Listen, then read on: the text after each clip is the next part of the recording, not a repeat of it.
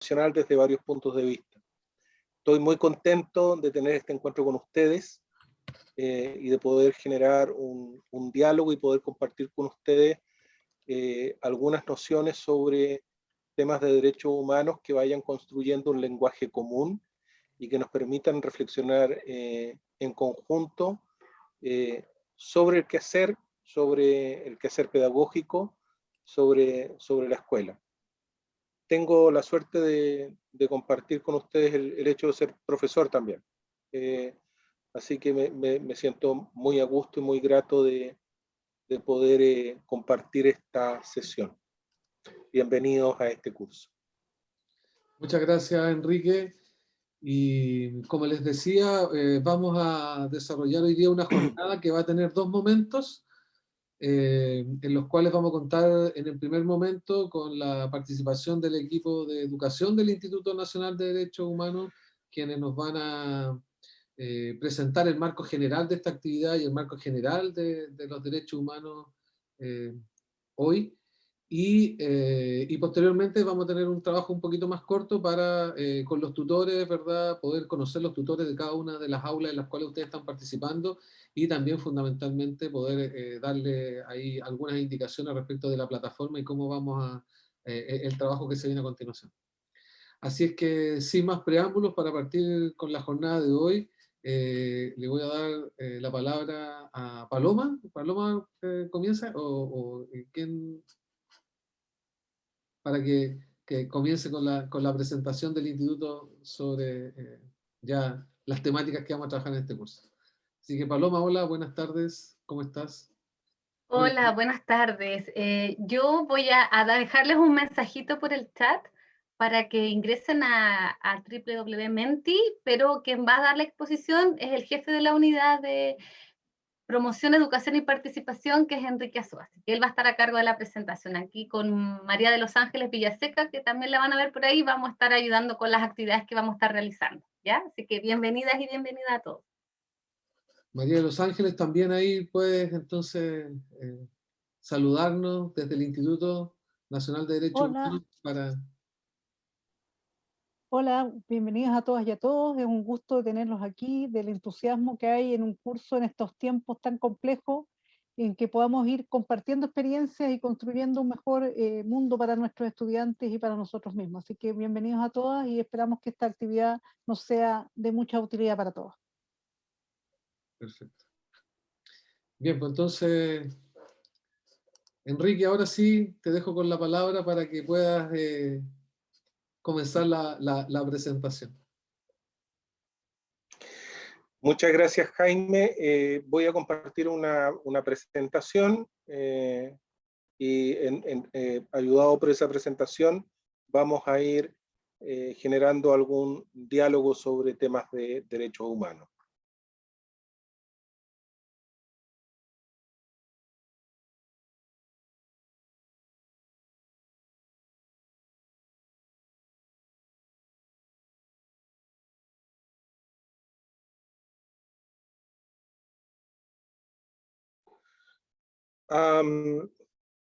¿Se ve bien ahí? ¿Sí? Sí, se ve bien. Perfecto. Lo que les compartía Paloma hace algún momento, la primera invitación es a responder esa pregunta: ¿qué son los derechos humanos? Y ahí hay una dirección a través de la cual ustedes pueden generar una respuesta y pueden ingresar a ello digitando el código que allí aparece. Es decir, primero van a www.menti.com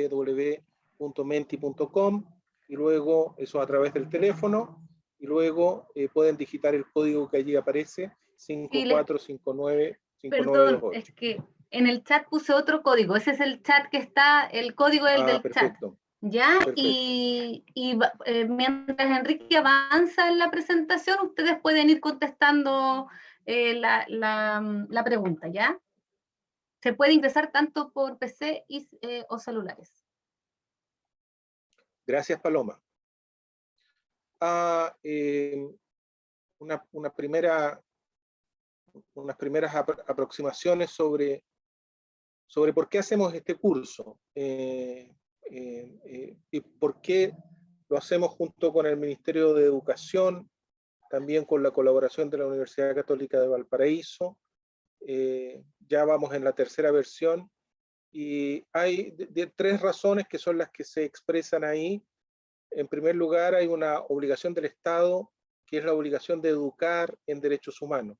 Entonces, la razón por la que estamos haciendo hoy día este curso tiene que ver con los propios compromisos que se han establecido, que el Estado chileno ha establecido a través de la suscripción de los tratados internacionales de derechos humanos, pero también por lo que se ha establecido en la propia Constitución y por lo que se ha establecido en la Ley General de Educación, que señala que los derechos humanos son base y marco del sistema educacional. En respuesta a este compromiso del Estado, que constituye una obligación del Estado, que se hace este curso, que es un curso en educación en derechos humanos. La otra razón es porque hoy día, con claridad, y algo señalaba Jaime en ese sentido, es que desde hace algunos años viene manifestándose con bastante fuerza en Chile una demanda social expresada en clave de derecho. Es decir, es evidente, es visible para todos que desde hace aproximadamente una década los movimientos sociales vienen expresando su derecho a la educación, a la salud, a la previsión, a un trato igualitario entre hombres y mujeres, etc. El derecho a un medio ambiente libre de contaminación. Hay una demanda social expresada en clave de derecho y parece absolutamente necesario para la educación, para la escuela, para los y las docentes, poder entender, comprender y dar una respuesta en el proceso educativo a lo que se está discutiendo habitualmente como un empoderamiento de la sociedad en relación con el tema de derechos humanos. Y también con claridad, porque ha habido cambios en la política educativa que se manifiestan en distintos sentidos. Uno de ellos es que hoy día, con claridad, la educación en derechos humanos está incluida en el currículum escolar. Hay más de 350 oportunidades en las distintas asignaturas y niveles que refieren a temas de derechos humanos. Entonces, por lo tanto, parece una necesidad ineludible la de responder a esa exigencia de poder implementar un currículum basado en temas de derechos humanos. Por otro lado, digamos, es evidente también que hay un contexto social que está expresado a través del estallido, la revuelta social, la crisis sanitaria y el propio proceso constituyente, que plantean la necesidad de comprender desde la perspectiva de derechos humanos lo que nos está ocurriendo a todos. La otra razón por la cual estamos hablando de derechos humanos y estamos respondiendo a estas preguntas que surgen de este contexto, de estas obligaciones, es que por un lado también hay unas claras expectativas sobre la educación. Algunas veces uno podría decir que estas expectativas están sobredimensionadas, ¿no? Durante muchos años se ha cargado a la educación con unas expectativas que muchas veces superan lo que efectivamente el propio sistema educacional puede hacer. Se ha pensado en la educación como un instrumento para superar la pobreza, para igualar oportunidades, para superar las desigualdades sociales. También se ha pensado en la educación como un instrumento para generar una mejor convivencia democrática, una mejor convivencia social, y se ha pensado en la educación como el instrumento de prevención de múltiples problemas sociales, las drogas, el embarazo adolescente,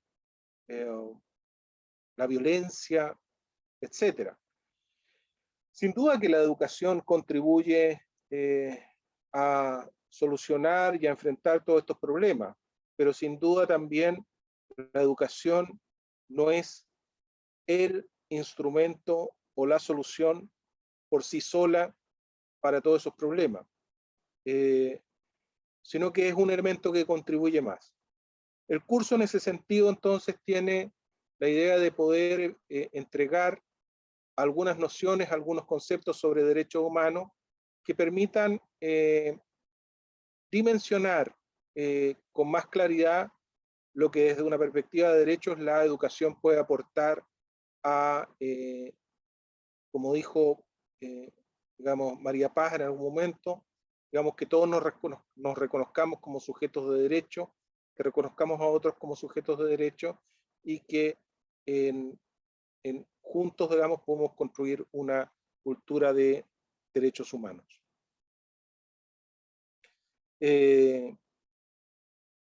En ese sentido, digamos, los objetivos de esta unidad es comprender los conceptos fundamentales del marco de derechos humanos, conocer cuáles son las obligaciones que tiene el Estado en relación a los derechos humanos, y también, particularmente ahora, digamos, presentarle algunas de las características del Instituto Nacional de Derechos Humanos, la misión, las funciones, las atribuciones que tiene. Vamos a ver en primer lugar una noción comprensiva de los derechos humanos, vamos a tratar de acercarnos a la idea de qué son los derechos humanos, una respuesta a eso, revisar algunas de sus características y principios, revisar las obligaciones generales y revisar la institucionalidad de derechos humanos en general y la del Instituto Nacional de Derechos Humanos en particular. Quisiera partir entonces con una primera aproximación, y ahí hay un video que los vamos a invitar a ver, y enseguida les vamos a invitar a hacer algún ejercicio en relación con este video.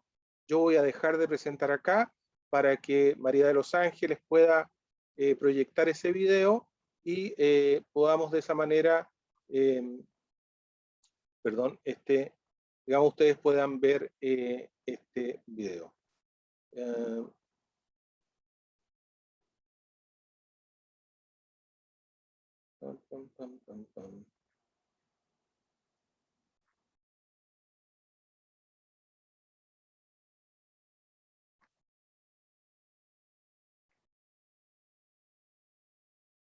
Vale.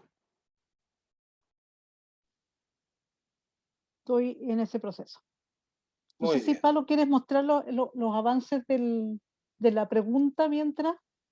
Bueno, la nube ya la han contestado, se está armando, tenemos 42 personas que han contestado, así que espérenme, pero ustedes saben que esto toma su tiempo, esto de compartir la pantalla, ¿cierto? Entonces,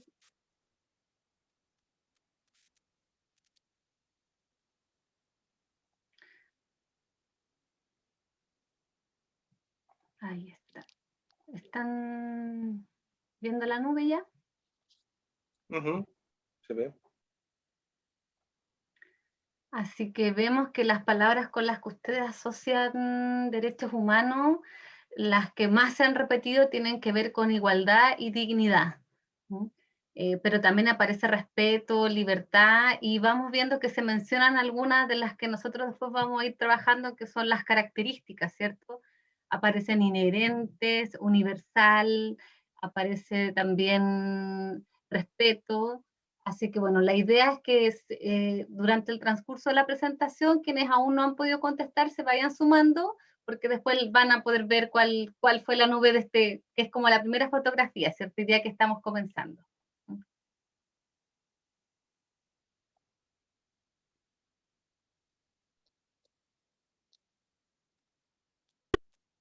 Yo espero ahora poderles mostrar el video con que queremos ir profundizando en esta conversación, así de esta misma idea, ¿no? Que nosotros les preguntamos, para ver también qué piensa la gente común y corriente, como cualquiera de nosotros, sobre qué son los derechos humanos.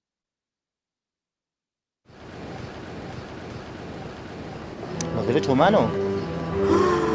Oh, no tengo idea. Los derechos humanos son... No me interesa. No me revolteé eso a mí. Es una forma de violar los derechos humanos, yo creo, porque realmente uno está 2 horas, 3 horas en el banco. No, puede hacer una pregunta un poquito menos complicada cuando esté trabajando. Los derechos humanos son a lo que mataron para el golpe. Sí. Yo creo que en este país los derechos humanos se miran solamente desde un punto de vista. Son una creación que se hizo necesaria a partir de que el mismo ser humano es capaz de hacerle daño a otro. El derecho de... Viene el jefe. Viene el jefe. Ay, no contestar. No conozco ningún derecho humano en este momento. Bueno, derecho a la vida, principal, que hoy día lamentablemente está en debate en el Congreso. A la vida en todos los aspectos, desde que nace hasta que se muere. Hay algunos los pobres que no tienen derecho a tener negocio, esos son los derechos humanos. Y ahora protegen a los delincuentes, porque por los derechos humanos no pueden golpearlos, no pueden insultarlos, pero él hace lo que quiere con ustedes. Como que uno no se interesa mucho por esas cosas de repente. Igual tenemos que pagar para vivir de cierta forma, tenemos que pagar por la educación, tenemos que pagar para alimentarnos, entonces como que ahora hay que pagar por los derechos humanos, me parece. Tengo derecho a libertad, derecho a tener un hogar, alimento. Que no haya discriminación con las personas. A comer, a beber agua y conservar este planeta. Derecho a ser respetado. Respetamos tampoco los derechos de las personas y los nuestros que ni sabemos bien cuáles son los derechos de verdad cuando nos preguntan. Encuentro una pregunta súper difícil. ¿Yo no necesito blanco y negro nomás?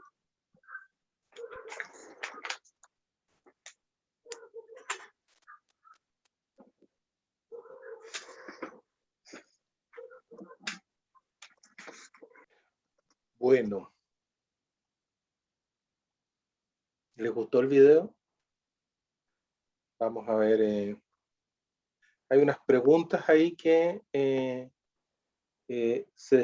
digamos, vienen a continuación. No sé, Paloma, si tú nos vas a mostrar o, en relación con esta actividad o lo estás haciendo a través del chat. No, les estaba contando a nuestros participantes que todos los materiales que vamos a estar usando los vamos a compartir, se los vamos a hacer llegar. Les iba a colocar el link del video por si alguien se anime y lo quiere ver de nuevo.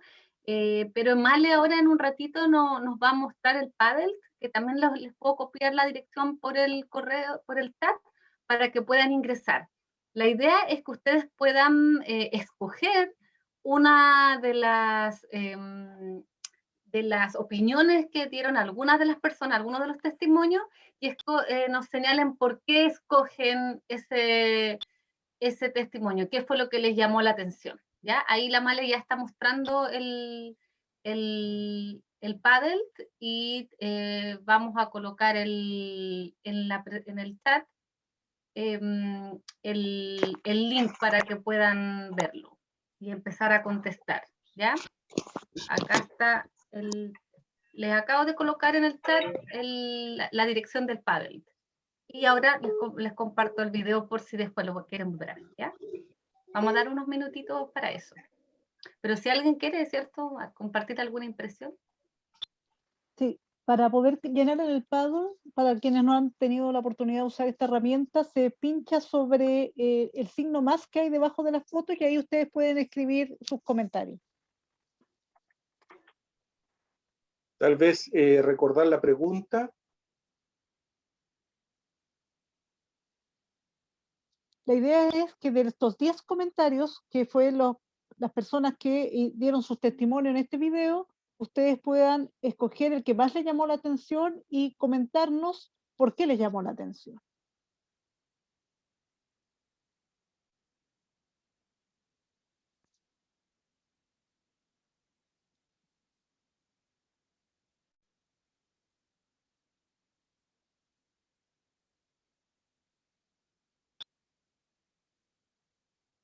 ¿Se hace en el Padlet? Pregunta Carlos Salazar. Sí, en el Padlet.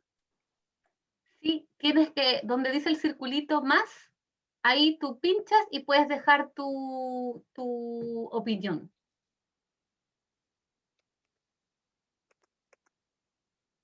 ¿Cómo se hace? Preguntaba alguien por ahí también. Sí. Por eso, pueden ingresar con el link que está en el chat, el Paddle, que aparece ahí en la dirección. Ustedes ingresan, van a poder ver esto en sus computadores. Me piden que envíe de nuevo el Paddle, lo voy a hacer de inmediato, ¿ya? Una consulta, disculpe, solamente debe ser contestado a través del computador porque trato de, bueno, no puedo acceder al computador en estos momentos, pero trato de hacerlo en el celular y no me da la opción de más. Sí, la verdad que es más simple. Se puede por teléfono, pero seguramente te debe aparecer de otra forma porque es si lo estás viendo en la pantalla, la presentación es una larga sábana, porque ahí son 10 testimonios, digamos. ¿Vale? Si quieres ahí puedes mostrar el... Hola, disculpa. Yo estoy desde el compu y no me deja, no sale más. Exactamente, también corroboro lo que dice la colega, no aparece en computador tampoco. Sí, yo también estoy de computador y no me da la opción. Hola, yo igual estoy del computador y tampoco me da la opción para escribir. Sale solo Estás descargar. muteada. Palo, estás muteada. Perdón. Si ustedes ingresan por el chat que yo les estoy compartiendo, para quienes están en el computador, debería aparecer el testimonio, una frase, una foto y un circulito más. No aparece así. Voy a intentarlo de otro. Ya, vamos a intentarlo de otro modo. Denme un segundo. Aparece todo menos el signo más. Justo lo que no tenía que ocurrir, está ocurriendo. Hay que mirar ahí la configuración, Paloma, del Padlet. Debe estar... hay que dejarlo público para que lo puedan mirar, puedan todos escribir. Debe estar como privado a lo mejor.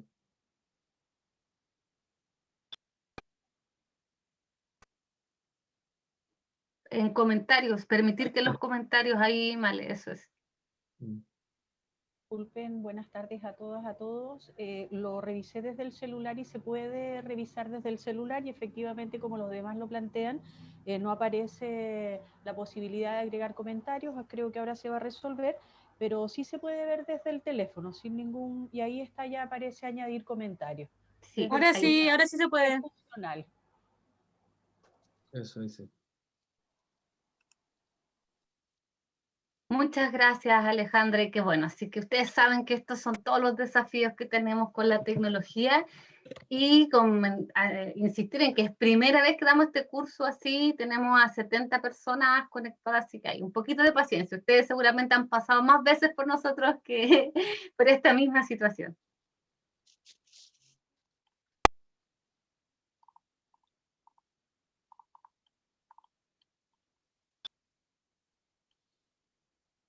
Ahí Noemí hacía un comentario en el chat que decía que igual si es que mientras van escribiendo tienen algún problema para hacerlo desde el celular o del dispositivo donde estén, igual si quieren pueden abrir su micrófono y compartir verbalmente su reflexión. Después habrá tiempo de agregarla al Padlet, pero mientras tanto pueden si alguien quiere comentar... Mira, yo soy Mercedes, jefe de UTP de una escuela especial. Muchas veces los hermanos pobres de la educación, todo está pensado para escuelas comunes. Luchamos con esa realidad y tratamos de mantener a nuestros estudiantes vinculados. Nos ha costado mucho. Las plataformas y todo está pensado para escuelas comunes. ¿Ya? Así que el tema de derechos humanos en educación está al debe con la discriminación, con la igualdad de oportunidades y un sinfín de cosas que me gustaría expresar más adelante. Mira, yo elegí el testimonio número 1 porque generalmente son banderas de lucha para fines políticos y fines personales. Esa es mi opinión con respecto a los derechos humanos. Trabajé muchos años en los derechos de la infancia, fui promotora de los derechos de la infancia, trabajé en programa de recuperación de jóvenes en calle, Punta Arenas, y ahora estoy acá en Viña del Mar en una escuela especial. Mucho gusto de verlos a todos y esa es mi humilde opinión. Gracias, Marcela. Mercedes. Mercedes, perdón. Sí.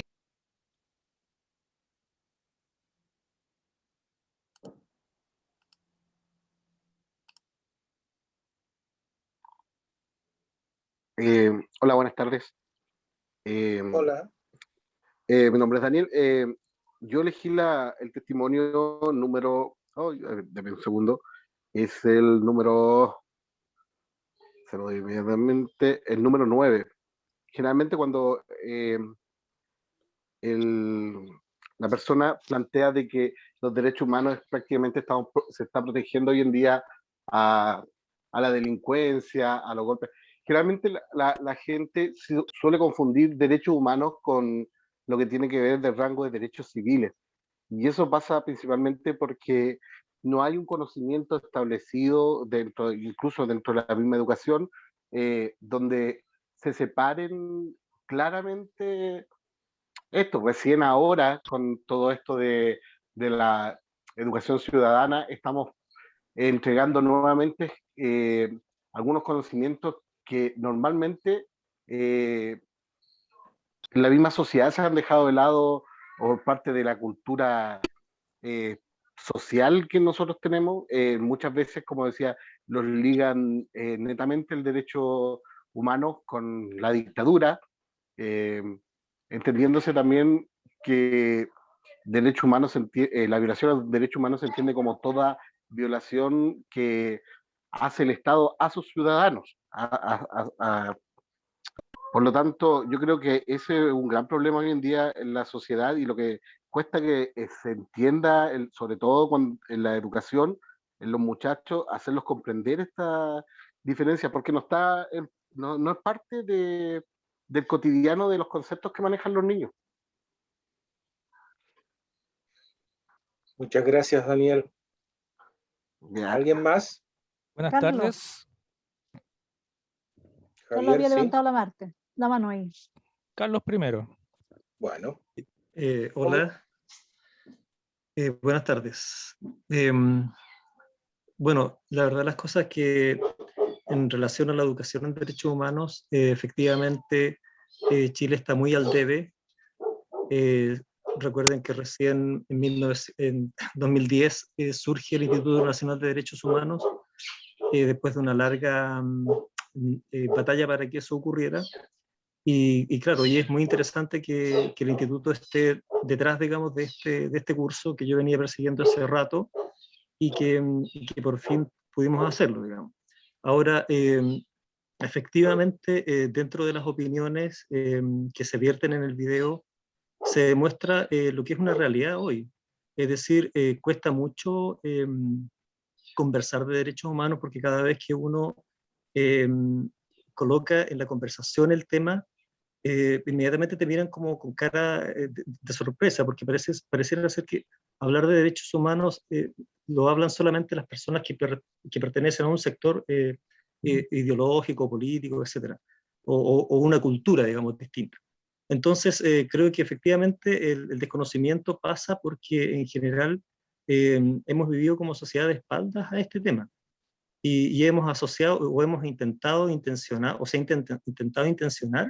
de que los derechos humanos solamente corresponde a los episodios ocurridos a partir del golpe de Estado.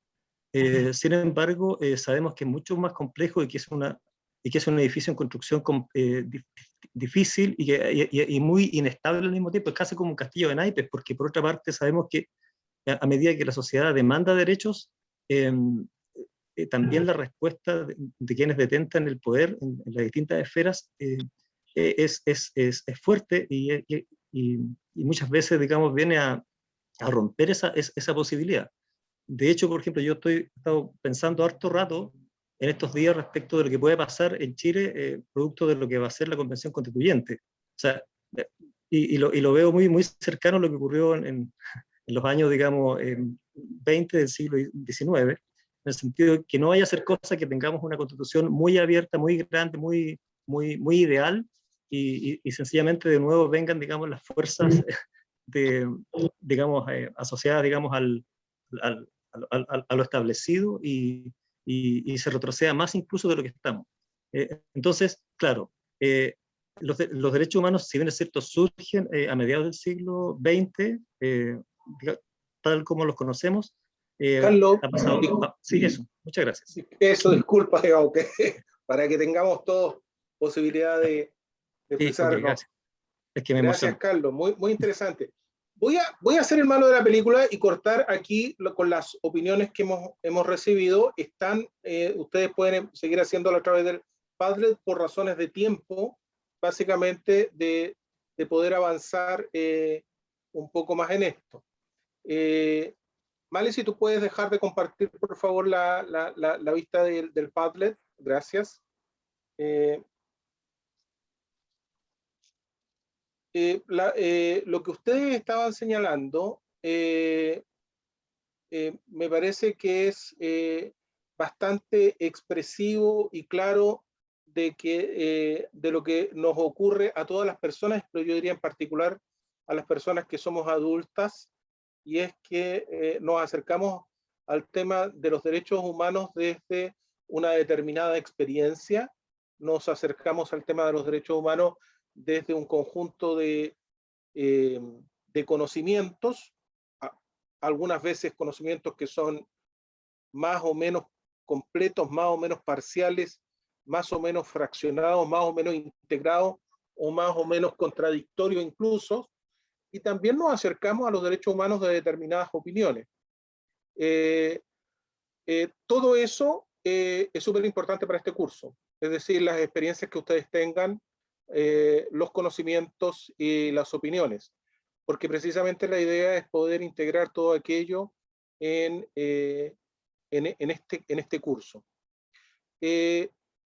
Yo voy a compartir con ustedes algunas nociones, primero para tratar de responder a esta pregunta que planteó el video, que son algunas nociones comprensivas desde lo que es lo que ha definido el propio sistema de derechos humanos sobre lo que son los derechos humanos, y para que ello, digamos, constituya para ustedes un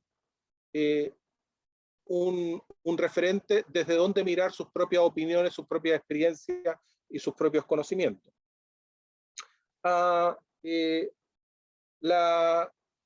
Una idea básica, digamos, la idea esencial sobre los derechos humanos es que los derechos humanos se sustentan, todo el conjunto de derechos humanos se sustenta en una idea que es bastante simple y sencilla, y esa idea es que todas las personas somos diferentes, somos distintas, sin embargo todas las personas tenemos la misma dignidad, y porque tenemos la misma dignidad tenemos los mismos derechos.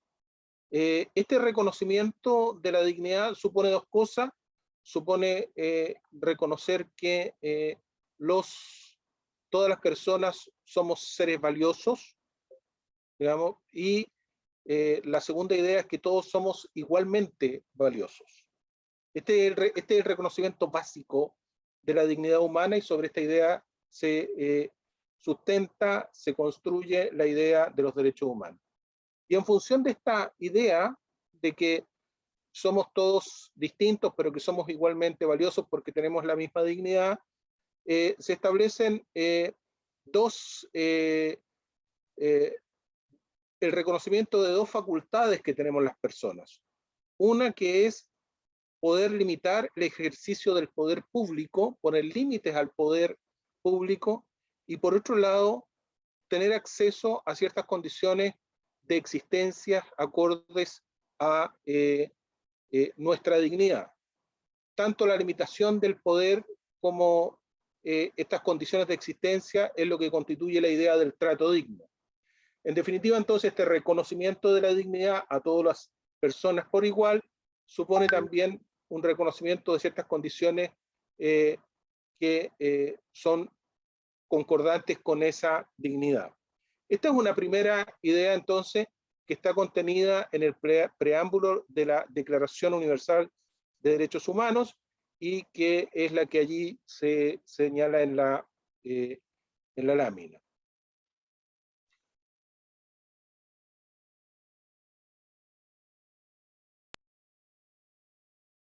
Y concordante con esta misma idea, el INH en el año 2010 adoptó esta definición que allí aparece, ¿no? Que dice: las expresiones de derechos humanos y derechos fundamentales indistintamente se refieren a las facultades que tienen las personas, por una parte para vivir libres de la intervención arbitraria del Estado y por otra para solicitar al Estado que realice determinadas acciones destinadas a permitirles desenvolverse en sus vidas. Básicamente es la misma idea, digamos, que estaba comentando anteriormente, pero esta vez desde un foco bastante jurídico, y que plantea entonces que los derechos humanos son estas facultades que tienen las personas para hacer dos cosas, que es para decirle al Estado, al poder político, digamos, el señor Estado no ocupe su poder en contra mío, digamos, y segundo, señor Estado, ocupe su poder a favor mío. Esta definición, esta comprensión de los derechos humanos, que es desde el punto de vista jurídico, porque reconoce facultades en las personas en función de esta de esta dignidad, y que reconoce que todas tienen estas mismas facultades en función de la misma dignidad, está planteando entonces una relación que es entre las personas y el poder del Estado. Entonces aquí hay un primer elemento que es importante tener en cuenta, que cuando estamos hablando de derechos humanos estamos hablando de esta relación entre las personas y el Estado, entre las personas y el poder político establecido. Sin embargo, esta es una dimensión de los derechos humanos, porque en realidad los derechos humanos tienen otras dimensiones. Hay una dimensión jurídica, hay una dimensión ética, y hay también una dimensión política. Cuando estamos hablando de una dimensión jurídica, nos referimos que los derechos humanos son normas, y que estas normas lo que establecen entonces es la posibilidad de exigirle al Estado que haga cosas en favor nuestro o que no haga, lo que se habla como las acciones y las omisiones que el Estado, digamos, está obligado a tener en función de respetar los derechos de las personas. Y estas normas jurídicas están constituidas, están establecidas en los tratados, en los pactos, en las convenciones, en los convenios, y también en la Constitución y las leyes. Pero los derechos humanos no son solamente normas jurídicas, también son un conjunto de principios, de disposiciones que orientan la relación entre las personas. Entonces no estamos hablando solamente de la relación entre las personas y el poder público, entre las personas y el poder del Estado, sino que también la relación que puede establecerse entre las personas.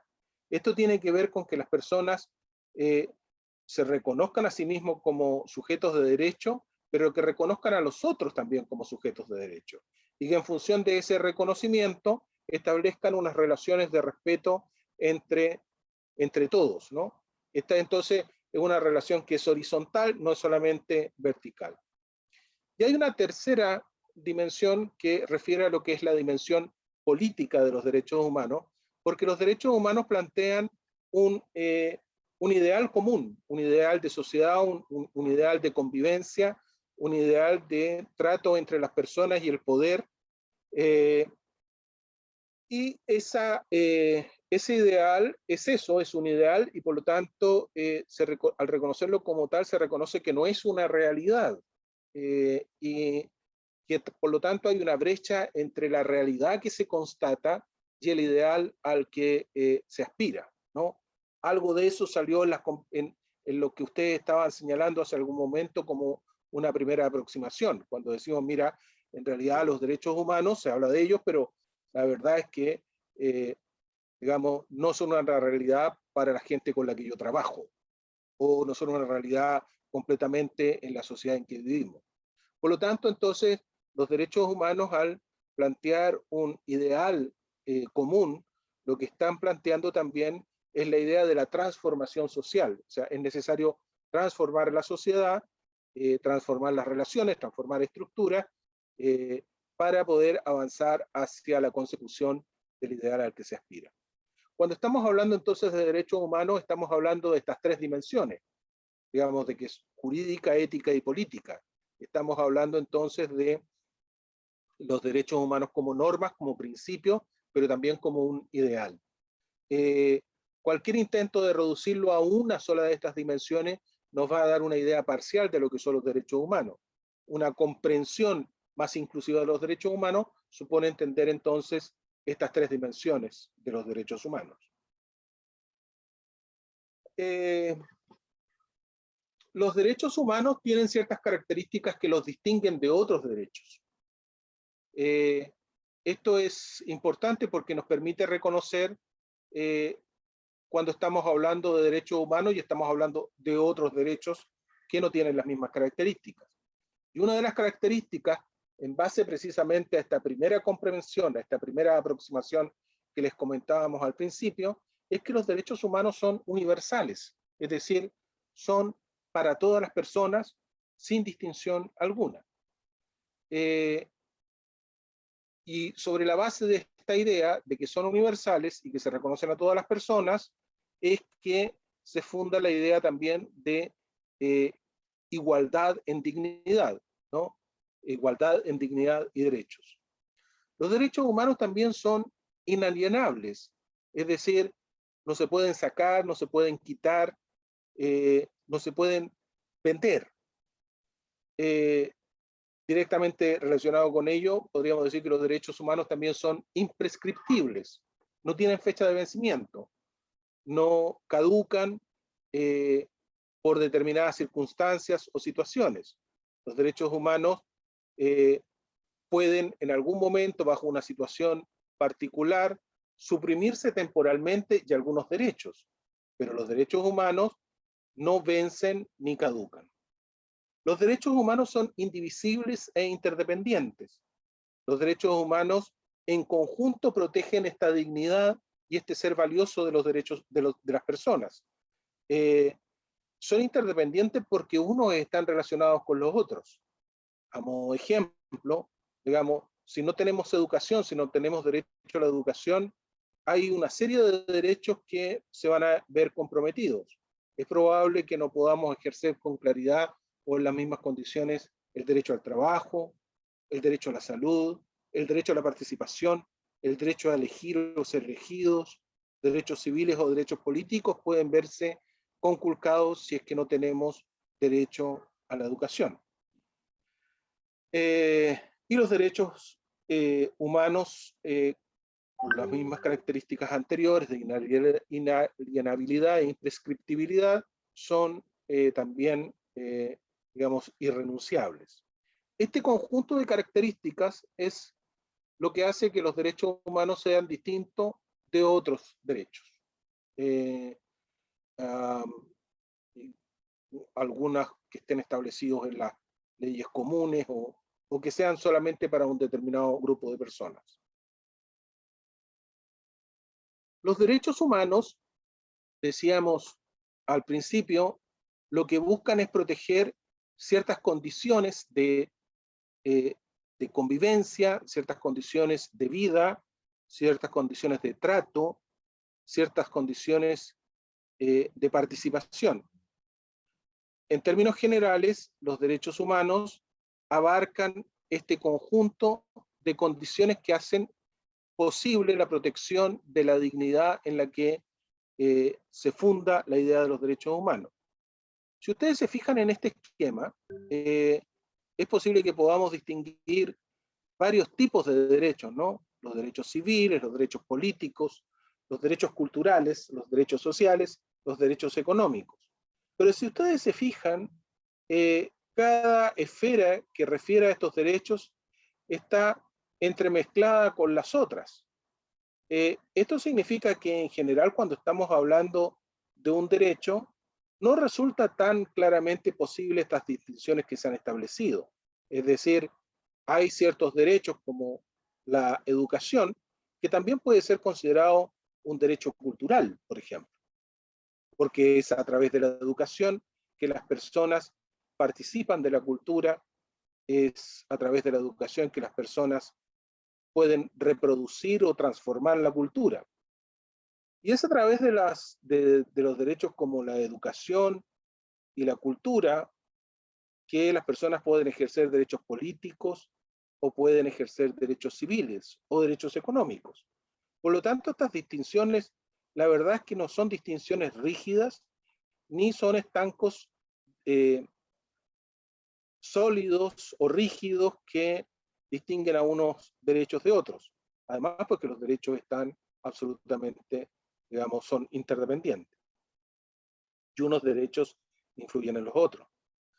Tal vez lo que es importante reconocer es que hay alguna gran distinción que surge desde dos pactos, que son los dos pactos que constituyen, junto con la Declaración Universal de Derechos Humanos, lo que es la Carta de los Derechos Humanos, y es el Pacto de los Derechos Civiles y Políticos y el Pacto de los Derechos Económicos, Sociales y Culturales.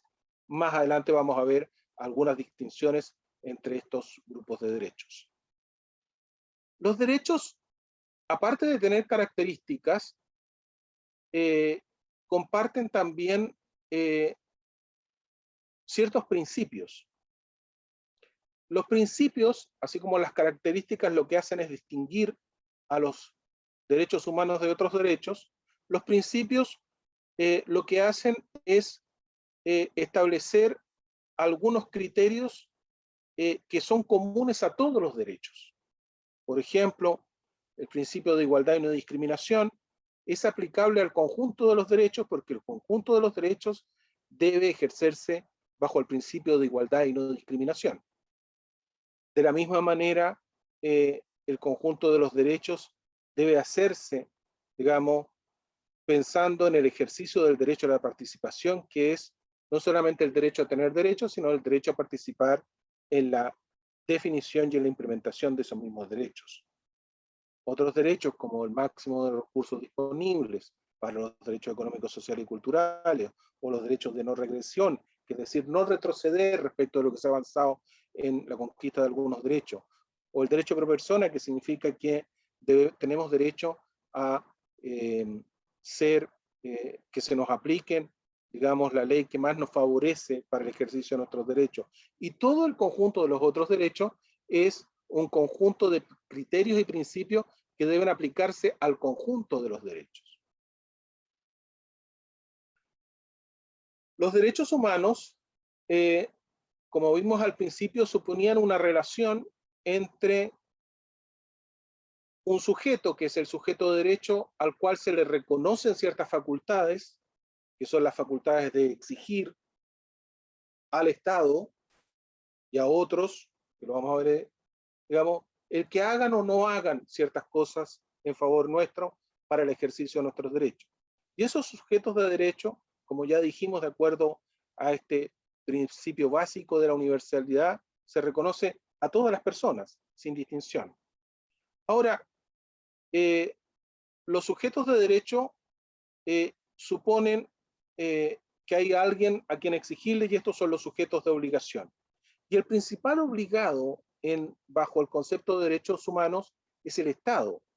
Ahora, este Estado es el que regula y controla, ejerce una acción sobre otros sujetos de obligación.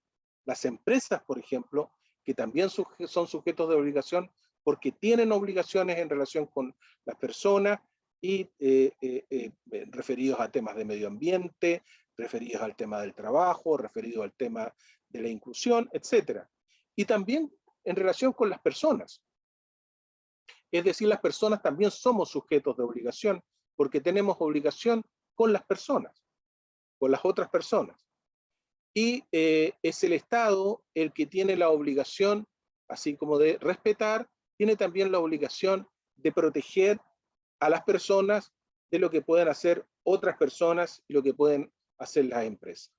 Ahora, cuando el Estado no cumple ciertas funciones respecto de sus obligaciones, existe la posibilidad de que otras instituciones y organizaciones puedan actuar de manera subsidiaria es decir, en ausencia de la acción del Estado, para poder dar una protección sobre los derechos humanos. Y ahí entra entonces todo el sistema universal de derechos humanos, pero también el sistema regional referido a la Organización de los Estados Americanos, la OEA, y otros organismos del sistema internacional de protección de derechos humanos, como la OIT o la UNESCO. ¿Cuáles son las principales obligaciones que tiene este principal obligado, que es el Estado? Bueno, son estas que aparecen ahí, la de respetar, proteger, realizar, promover y reparar, que algunas de estas obligaciones son compartidas por todos los sujetos de obligación. La obligación de respetar es una obligación que nos corresponde a todos, a todas las personas.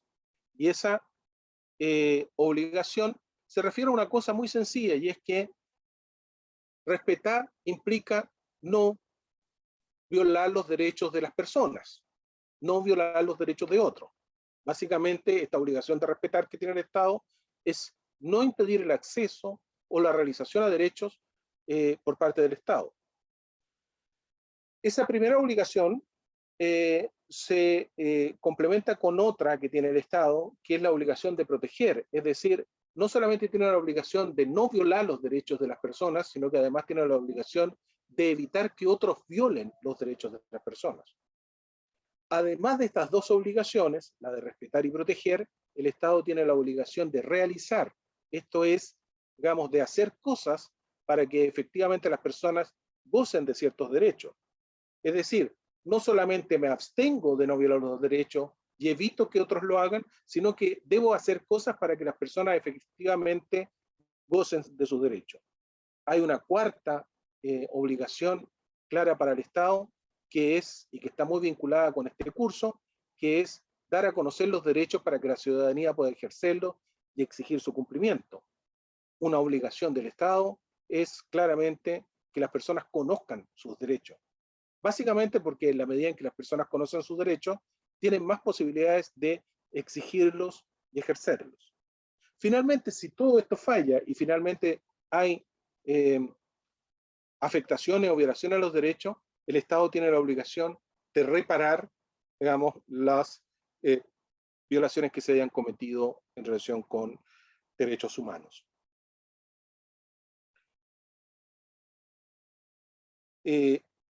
Finalmente,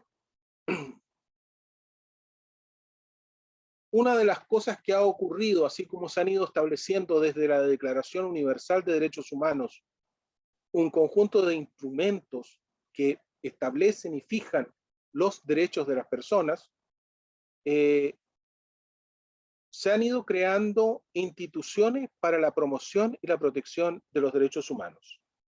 Y una primera aproximación a estas instituciones es distinguir que hay instituciones nacionales de derechos humanos y hay instituciones internacionales de derechos humanos. Dentro de las instituciones nacionales es posible a su vez distinguir entre organizaciones de la sociedad civil y organizaciones estatales, es decir, aquellas organizaciones que establecen de manera autónoma a la sociedad para digamos, ejercer mejor sus derechos, para defenderlos, para promoverlos, así como también el Estado va creando organismos para la promoción y protección de los derechos humanos. Y dentro de las organizaciones de la sociedad civil, a su vez, es necesario distinguir en organizaciones que son formales, es decir, que están constituidas legalmente y que tienen personalidad jurídica, y otras que son no formales, es decir, que constituyen movimientos, asociaciones o colectivos. Y dentro de los organismos estatales es necesario distinguir que hay organismos gubernamentales, es decir, que dependen directamente del gobierno de turno, que ha sido elegido democráticamente, y hay organismos autónomos que no dependen de los gobiernos establecidos autónomamente, sino que tienen características, una cierta característica de autonomía. ¿Perdón? ¿Sí? Prueba. Pronto.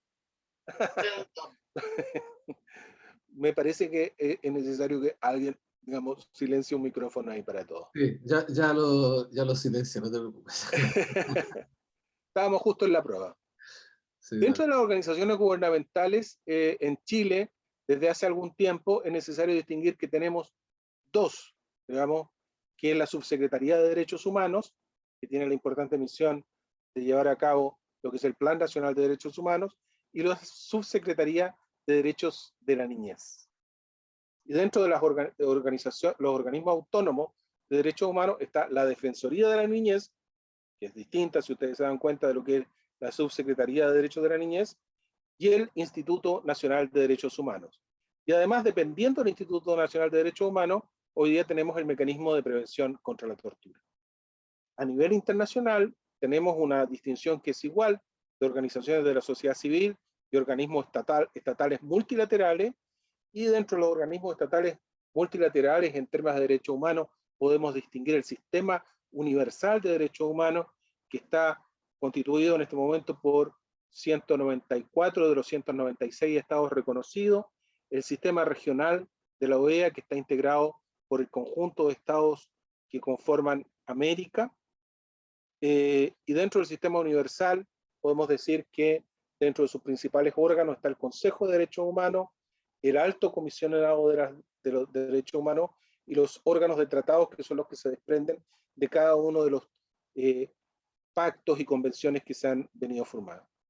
Y en el caso del sistema regional, la OEA, los dos principales organismos es la Corte Interamericana de Derechos Humanos y la Comisión Interamericana de Derechos Humanos. Ya vamos a tener tiempo de ver toda esta arquitectura. Bueno, todo esto para señalarles que no solamente hay un conjunto de instrumentos internacionales, de pactos, convenciones, etcétera, que a diciembre del año pasado, los que eran aplicables a Chile sumaban un conjunto de unos 230 instrumentos. Además está toda esta arquitectura de instituciones para lo que es la promoción y protección de los derechos humanos. Este es el mundo donde nos vamos a mover, esto es lo que hay que tratar de ir desentrañando y conocer. ¿Qué es lo que hacen principalmente estas instituciones en materia de protección y promoción de los derechos humanos? Bueno, en términos generales, las organizaciones de la sociedad civil tienen la misión o tienen el propósito, el sentido de denunciar, demandar, informar, sensibilizar y educar en temas de derechos humanos. Los organismos autónomos nacionales, como el Instituto Nacional de Derechos Humanos, o como la Defensoría de la Niñez, o como el Mecanismo Nacional de Prevención de la Tortura, lo que hacen es monitorear e informar, es decir, observan y están permanentemente informando de lo que hace el Estado. Hacen observaciones en terreno, recomiendan al Estado, establecen orientaciones, demandan, asesoran y colaboran, sensibilizan y educan. Y el sistema regional y universal comparten algunas de estas tareas, monitorean, desarrollan visitas para ver qué es lo que está ocurriendo en determinadas situaciones, recomiendan a los estados, las cortes se enjuician, asesoran y colaboran, sensibilizan y educan. En Chile, la institución, digamos, estable, más antigua, digamos, y que da origen a esta institucionalidad que hoy día son 5 instituciones en Chile, es el Instituto Nacional de Derechos Humanos, que tiene por misión la promoción y la protección de los derechos de las personas que habitan en el territorio de Chile. Esto quiere decir que no solamente tiene que ver con los chilenos y las chilenas, sino que tiene que ver con todas las personas extranjeras que también habitan en el territorio nacional.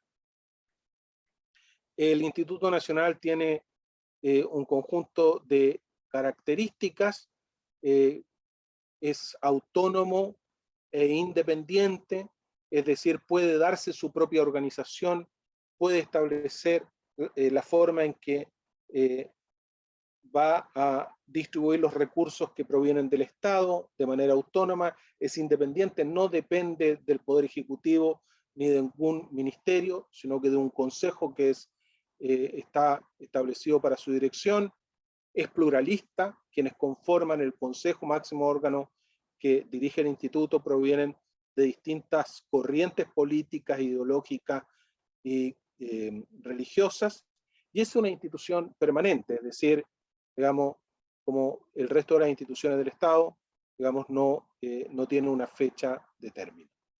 Sus principales funciones son la observancia, está atento, digamos, al ejercicio de los derechos por parte, o a las afectaciones de derechos a las personas que habitan en el territorio, presta asistencia y colaboración de manera permanente a los demás órganos del Estado, pero también a organizaciones de la sociedad civil, desarrolla labores de incidencia, es decir, el instituto realiza acciones para incidir en que tanto las políticas como las normas en Chile y las prácticas estén de acuerdo al marco de los derechos humanos, realiza acciones de educación y promoción, promueve que hayan cursos y ofertas educativas en temas de derechos humanos como esto, pero también intenta que la educación en derechos humanos esté presente en todos los ámbitos y niveles del sistema educativo, tiene funciones judiciales, puede querellarse contra el Estado ante afectaciones de derecho, tiene funciones y atribuciones para la prevención de la tortura, y tiene funciones de custodia.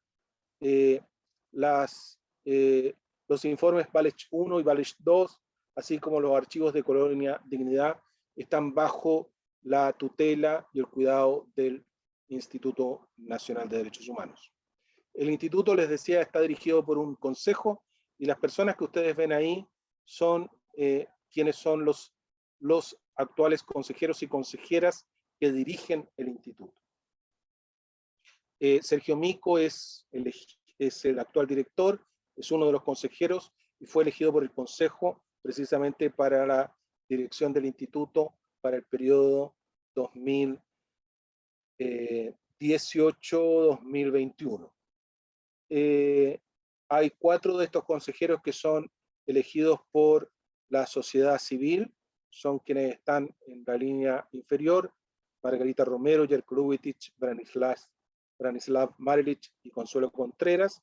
Hay una persona que es elegido por las facultades de Derecho de las universidades, que es Sergio Mico, el director. Hay 2 personas que son elegidas por la Cámara de Diputados, que es Cristian Pertusé y Eduardo Zafirio. Hay 2 personas que son elegidas por el Senado, que es Salvador Millaleo y Carlos Frontaura. Y hay 2 personas que son elegidas directamente por la Presidencia de la República, que son Debbie Guerra y Sebastián Donoso. Este es el conjunto de personas que dirigen el instituto y que conforman el Consejo del Instituto Nacional de Derechos Humanos. Hasta ahí mi presentación, y abro, digamos, para que podamos conversar si es que hay algunas consultas o preguntas en relación con esta presentación.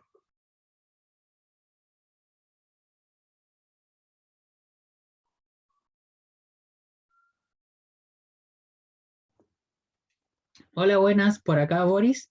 Hola, Boris.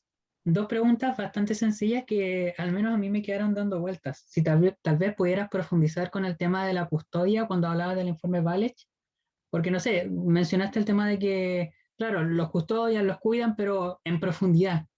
¿Qué realmente significa eso? ¿En qué afecta? ¿O qué podemos llevar a la práctica a partir de esa custodia? Y en segundo lugar, no sé si lo mencionaste, pero en tema a los miembros del directorio que son escogidos por la sociedad civil, ¿cuál es el método en que se le escogen a esas personas?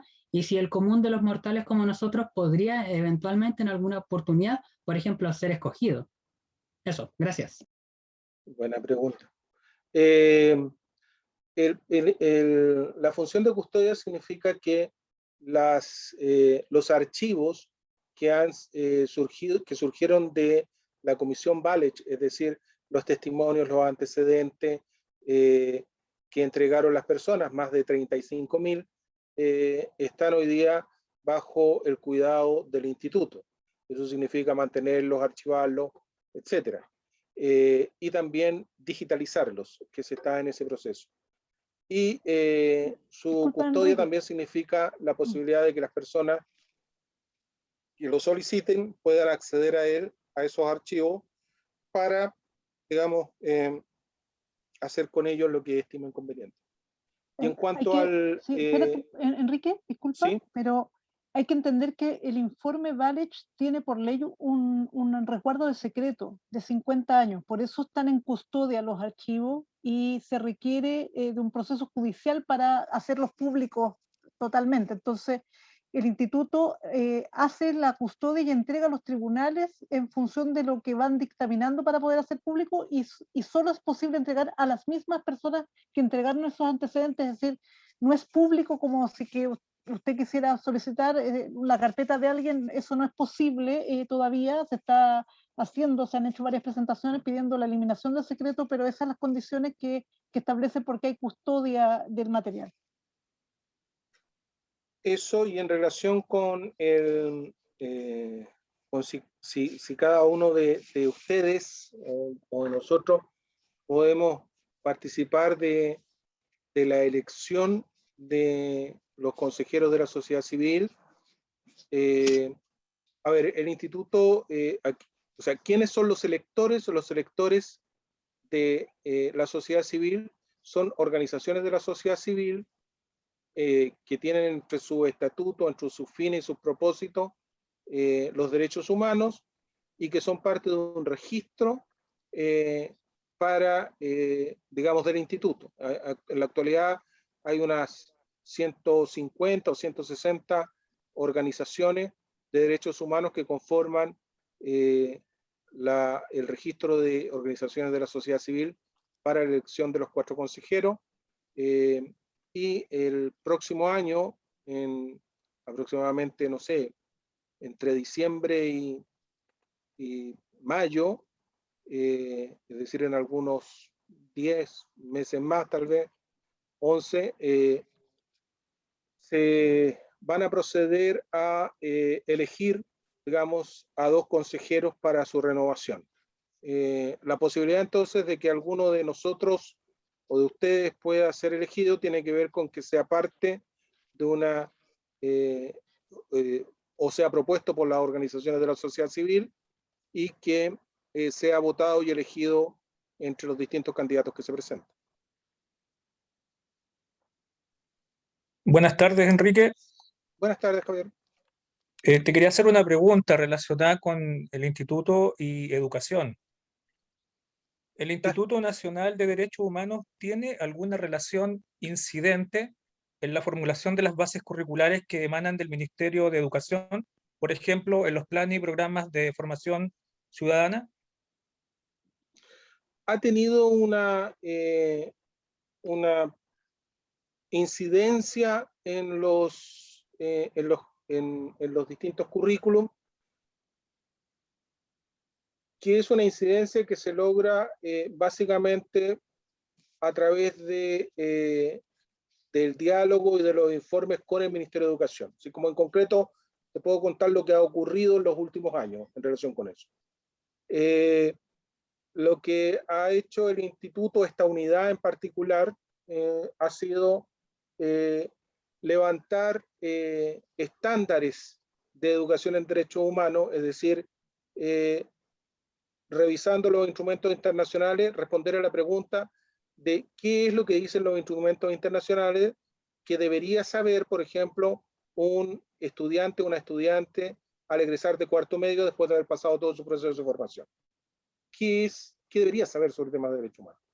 Y se han identificado entonces, bajo esa pregunta, un conjunto de contenidos sobre diversos temas que constituyen lo que podríamos denominar los estándares de formación en la educación preescolar, escolar, digamos, en temas de derechos humanos. Hemos compartido esa información con el Ministerio de Educación, hemos hecho informes, hemos hecho asistencia técnica, capacitaciones con la unidad de currículum y evaluación, hemos hecho revisión de documentos y sugerencias, y sobre la base de eso hemos visto que algunas de las cosas que nosotros hemos sugerido, que hemos propuesto, se han recogido.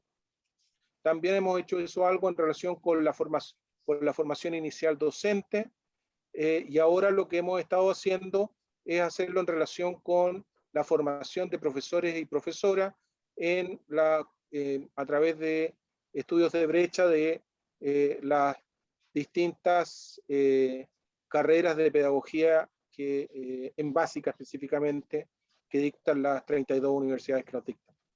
Entonces, incidencia sí, de esa manera, pero no es que tengamos un poder, digamos, establecido por la ley para decir lo que va y lo que no va. Así.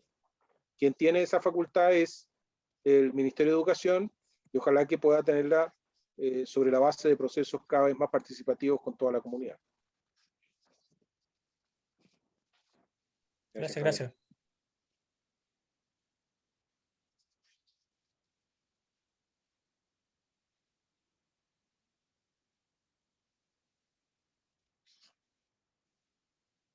No sé si hay otra consulta, alguna cosa que les haya quedado en duda o simplemente que quisieran comentar también. No tienen que ser necesariamente consultas, también pueden ser comentarios sobre ciertas cosas.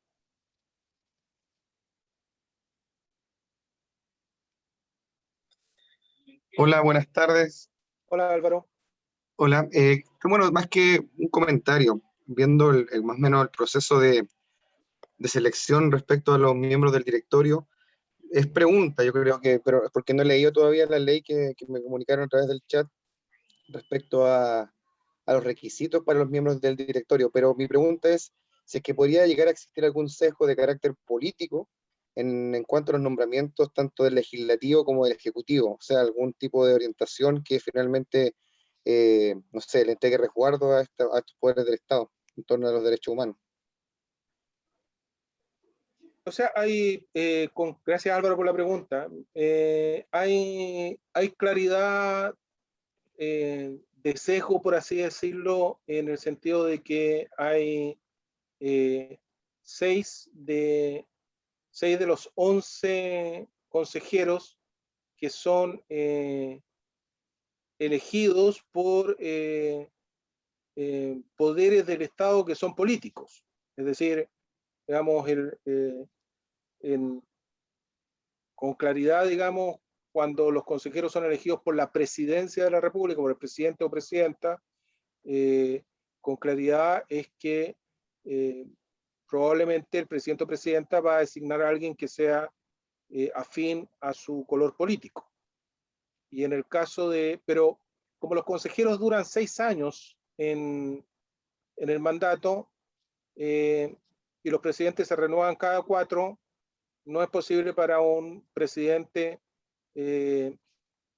todas las veces, salvo que haya alguna coincidencia, elegir 2 consejeros, digamos que en su periodo. Algunas veces sí, algunas veces no.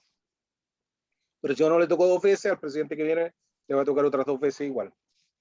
Y en el caso del Senado y de la Cámara de Diputados, con claridad también va a depender mucho de los acuerdos que tomen los senadores o los diputados de cómo se eligen.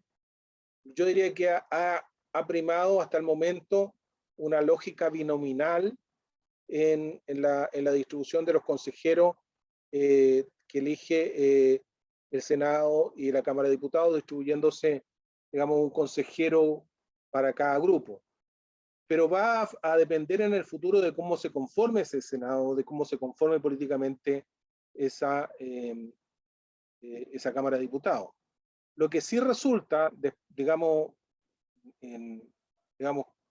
después de todo esto, es que hay algunos consejeros del instituto que son de un color político y hay otros que son de otro color político, digamos, con claridad.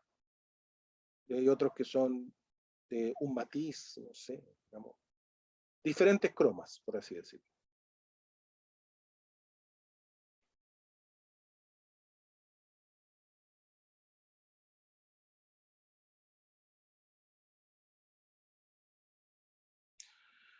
No sé si María de Los Ángeles Male quiere comentar algo, o está ahí también, no sé si Paloma ya nos abandonó.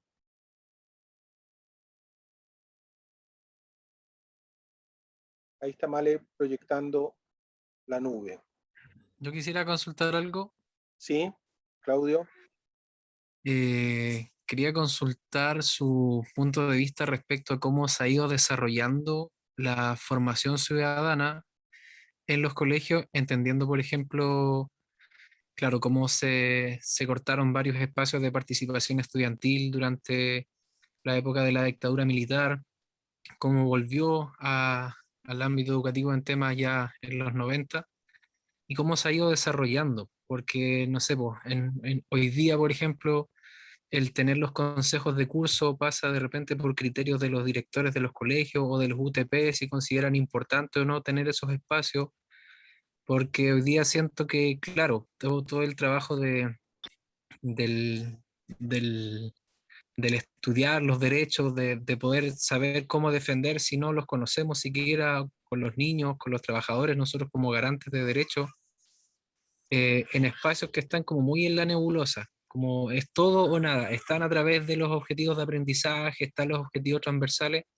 pero se pierde como un espacio concreto que encuentro yo que es potente, como es el consejo de curso, donde se puede trabajar de manera a lo mejor más consciente.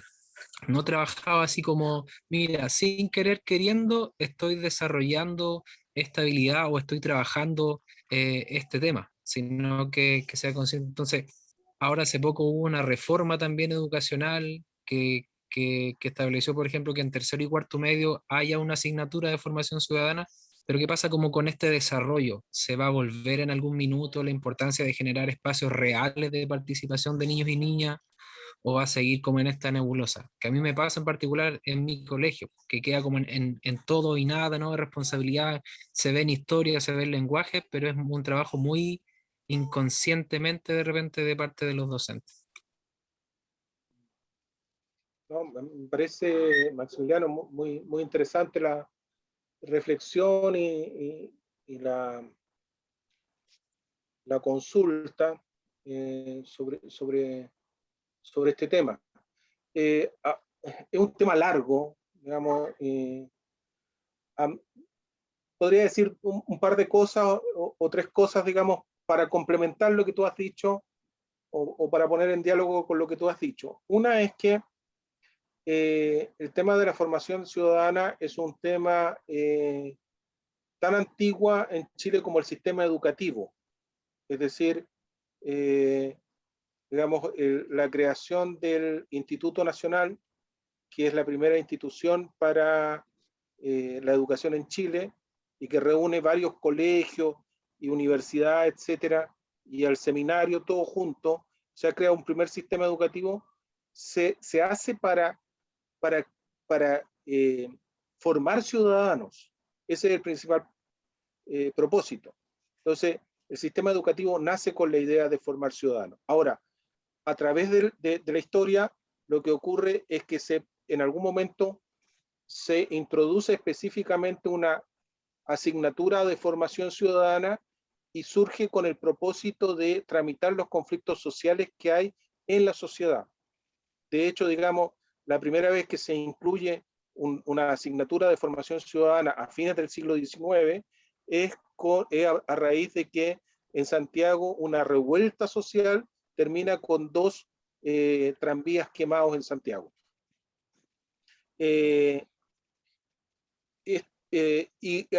durante todo el siglo XX el tema de la formación ciudadana va a pendular, por así decirlo, entre dos grandes ideas, digamos. Por un lado, la idea de que los ciudadanos respeten las instituciones y se adecúen a las normas, y por otro lado, una idea más centrada en los derechos, que digamos, que tiene la idea como de una profundidad democrática. Yo diría que el tema de la formación ciudadana se ha debatido entre ambas posiciones. Y yo diría también que aparece como importante que a pesar de la importancia que tiene para el sistema educativo y que cada vez que hay alguna crisis, digamos, aparece el tema de la formación ciudadana, apareció cuando hubo una baja electoral en el año 2004, baja inscripción de los jóvenes, apareció para los temas de corrupción, ha aparecido en el tema de las grandes movilizaciones de estudiantes. Siempre ha aparecido el tema de la formación ciudadana cuando hay algún tema de crisis, de cómo se tramita el conflicto. Por lo tanto, tiene un rol súper clave. Yo diría que lo que sí me llama la atención es que esto que es tan importante para el sistema educativo no es tan importante en lo que es la formación de docentes. Es decir, no siempre en la formación docente aparece el tema de la formación ciudadana con la misma fuerza. Y yo creo que ahí hay un proceso de reflexión, porque como decías tú, depende mucho, digamos, está bastante entregado a lo que es la posición de un director o directora, o digamos el empeño que le ponga un docente o una docente para tratar esto. Me parece que espacios como este pueden profundizar también en lo que es la reflexión sobre la importancia de la formación ciudadana y el enfoque de derechos humanos en ese sentido. Gracias. Sí, Boris de nuevo por acá. A mí me gustaría mencionar algo que, o sea, enraizado en la pregunta que hacía recién el colega y lo que mencionaba recién Enrique, que yo soy estudiante de Magíster de Convivencia y Ciudadanía para Instituciones Educativas de la Universidad de Concepción. Entonces, cuando hablamos de formación ciudadana, a mí me gusta, me apasiona. Entonces yo creo que hay algo de verdad me gusta mucho. Cuando hablamos de derecho yo siento que la cosa se pone más interesante aún. Yo creo que me gustaría hacer una pequeña precisión en torno a lo que recién mencionaba Enrique, y es que tenemos que saber diferenciar nosotros como docentes cuando hablamos de educación cívica y cuando hablamos de formación ciudadana, porque son espectros de un mismo tema, pero que son muy diferentes. Cuando hablamos de educación cívica, es lo que hace un momento mencionaba Enrique, es como este tema de la institucionalidad, el saber cómo funcionan las instituciones, cuáles son mis derechos y mis deberes en torno a, por ejemplo, sé que hay 3 poderes, que están los carabineros, que este sirve para este, que este sirve para esto otro. Pero cuando hablamos de formación ciudadana, hablamos de algo un poco, o sea, en realidad mucho más grande. Hablamos de formar a una persona no solo para que sepa cómo funciona el país, cómo funcionan las instituciones, sino que hablamos de un ciudadano comprometido con su espacio, con el territorio. Hablamos de que estamos formando una persona para que sepa ejercer una ciudadanía activa, un ciudadano comprometido con su territorio, un ciudadano no solo que le haga caso a lo que venga de arriba, sino que sea un ciudadano capaz de participar. Y ese es el foco, o sea, esa es la mirada más actual de lo que yo veo que ha hecho el gobierno con las últimas reformas y con las últimas leyes. Hablo en específico de la ley 20.911, que es la ley que mandata a todos los colegios reconocidos por el Estado a crear su propio plan de formación ciudadana, en donde quita un poco el foco de que la formación ciudadana tiene que ver un poco como con la clase de historia, sino que es algo transversal. Y esta ley, una de las cosas que dice es que la formación ciudadana tiene que aplicarse en todos los niveles educativos. Hablo desde la enseñanza pre-básica, pre-kinder, kinder, la enseñanza básica y la enseñanza media. Entonces, ¿qué hace esta ley? La 20.911 te establece una serie de objetivos que debiesen trabajarse en cada uno de esos niveles. Eso.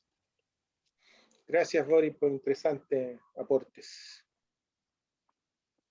En honor al tiempo, porque teníamos compromiso ahí, que ahora el equipo de la plataforma va a explicar cómo vamos a continuar. Solo comentarles que estos temas nosotros solo estábamos dando las primeras pinceladas. La idea es que justamente lo que siga del curso se pueda ir profundizando en estas distinciones, en estas preocupaciones que ustedes han manifestado, y incluso también en cada uno de los elementos que hoy día nosotros presentamos de manera muy escueta y rápida en este día, ¿no?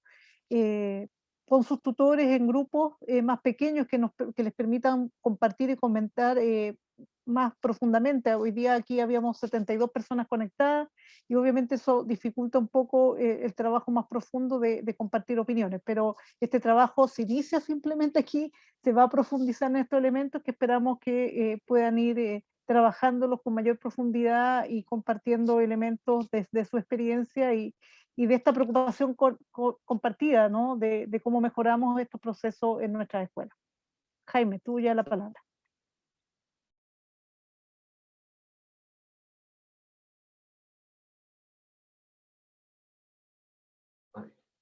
Ok, muchas gracias María de los Ángeles, a Enrique por la presentación.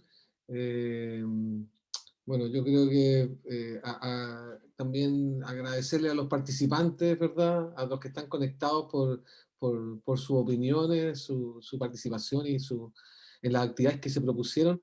Las pueden revisitar para ver los resultados y nosotros también vamos a ir compartiendo parte de ellos a través del aula, que es un poco lo que nos toca ahora presentar y compartir con todos.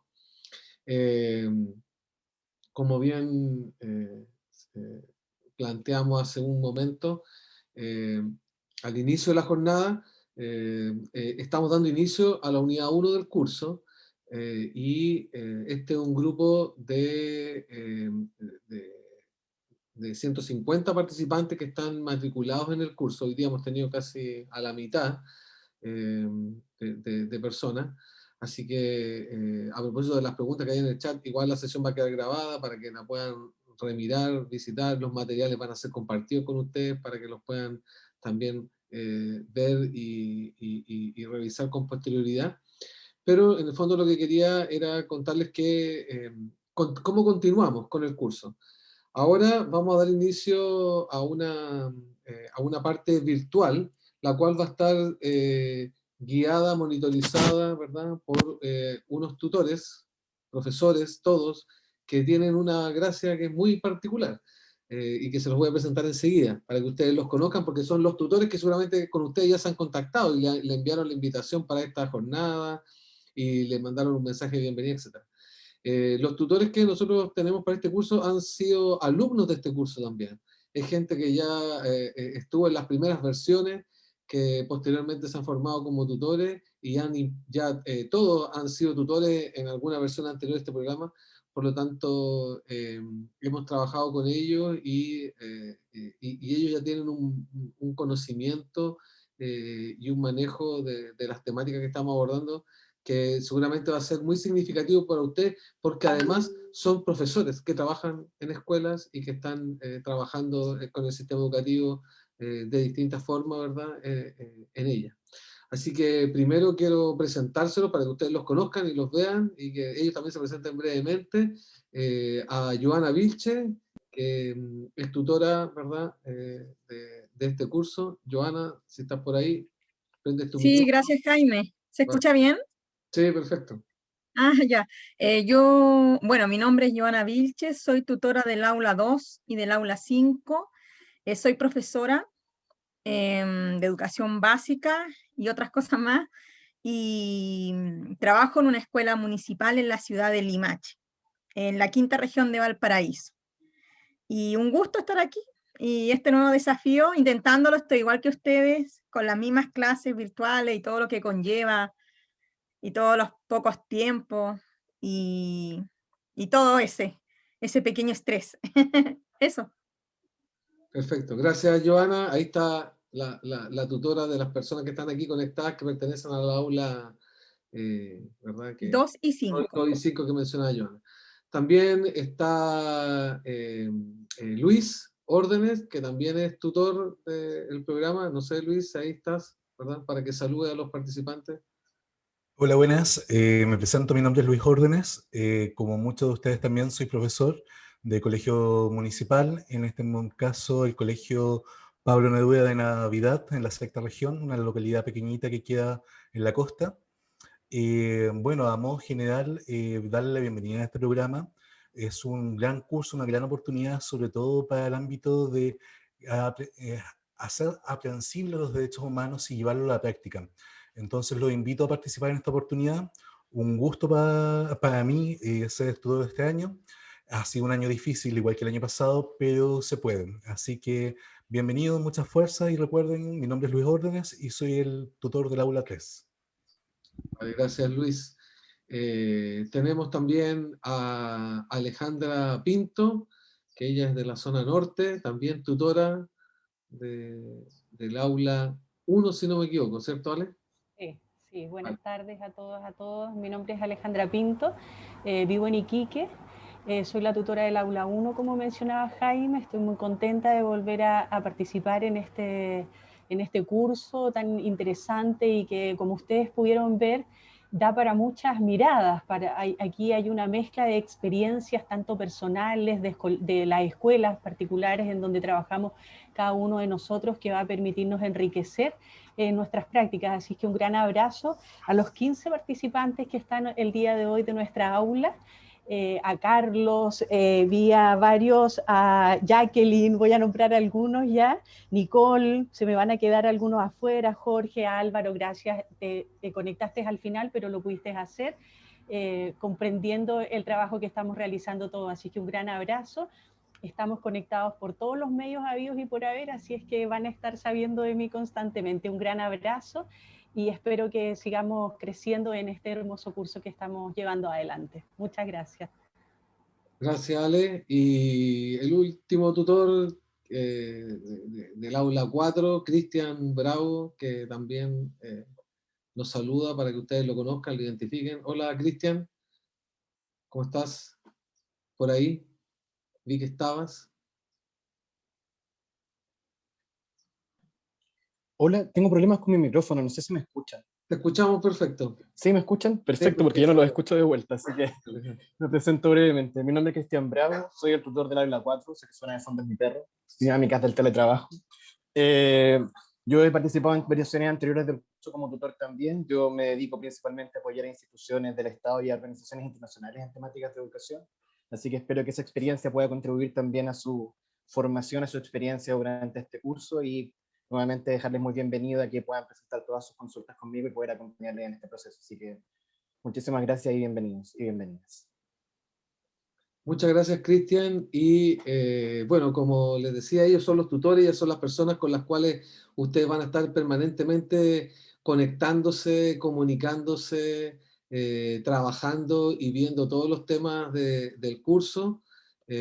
Yo parece que ni me presenté al inicio, así que me perdonan, pero mi nombre es Jaime Rodríguez, yo soy el coordinador del curso y yo los voy a estar ahí permanentemente también comunicando desde la universidad con todos ustedes para poder ir acompañándonos en el proceso del curso. Y lo que voy a hacer ahora es simplemente mostrarles el aula del curso y algunos elementos de la unidad 1 para que puedan ir avanzando y focalizando en el trabajo que vamos a desarrollar.